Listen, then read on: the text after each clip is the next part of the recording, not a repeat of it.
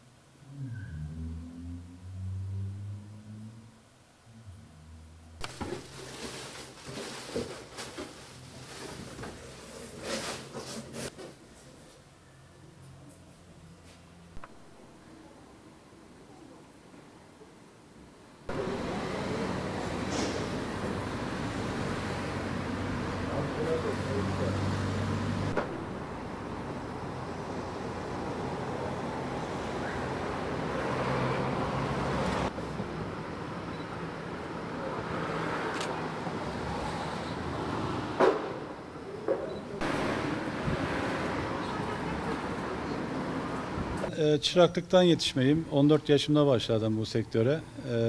Şu an aktif toptancılık yapıyoruz. Ankara'da ve Taşra'daki çiçekçilere toptan çiçekler satıyoruz. İthal çiçek getiriyoruz. Yerli ürünler getiriyoruz ve çiçekçilere burada pazarlamasını yapıyoruz. Çiçekçiler de vatandaşlara satıyor. Buradan aldığı günlük taze çiçekleri. Yaklaşık 1000'e yakın çiçekçi var Ankara'da. Bunun hemen hemen 800'ü aktif. Çiçek sevgidir. Çiçek gerçekten yani insanımıza moral aşılayan, sağlık aşılayan bir hobi kaynaklı iletişimdir. Çiçek gerçekten son yıllarda Türkiye'de çok gelişmekte. Üretim sayımız arttı. Üreticiler çok fazlalaştı. Fazlalaştıkça da tabii bunlar çiçekçiye yansıyor. Çiçekçi de halka inebiliyor. Şu andaki mevcut yapı gayet güzel. Özel günler için en çok satılan çiçekler yılbaşında kokina dediğimiz kırmızı çiçekli kokinalar. Sevgiler günü için kırmızı gül ve renkli güller. Kadınlar günü için karanfil ve yine kırmızı gül. Anneler günü için genel bütün çiçekler satılmaktadır. Hem kır çiçekleri hem saksı çiçekleri. Anneler günü bizim için daha böyle çok yoğun geçmektedir.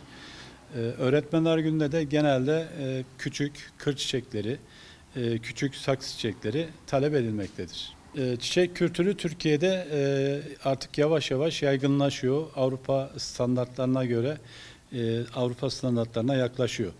Yani artık herkes alabilecek kapasitede fiyatlar olduğu için talep yavaş yavaş oluşuyor. Düğünlerde ayaklı sepet dediğimiz ayaklı sepetler, işte fervoje çiçekleri, buna benzer aranjmanlar gitmekte. Cenazelere de çelenkler gitmekte.